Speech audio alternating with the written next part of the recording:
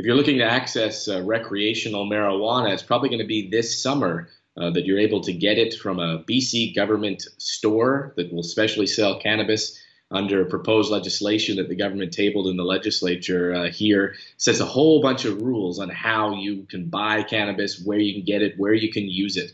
Basically, we've known some of these already. There's a minimum age of 19 to purchase. There's going to be a licensing system set in place for private stores to get licenses to operate. You're not going to be able to smoke or consume cannabis on a playground, at a skate park, on a school grounds, anywhere where there's kids.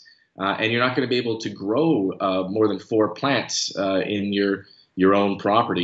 In fact, if you live in a condo or apartment building, you may not be able to do it at all because the legislation allows for strata councils and to actually forbid the use or growing of cannabis in buildings. So you'll have to check on that. These are all detailed rules that the government has spent months developing. They are responding to the federal move to legalize the use of recreational marijuana. There's going to be a lot of questions in it. Some of the unanswered ones are, for example, there's going to be driving prohibitions of 90 days if you're caught behind the wheel high on drugs. But how exactly you're going to be tested and how those tests work, there's no details yet.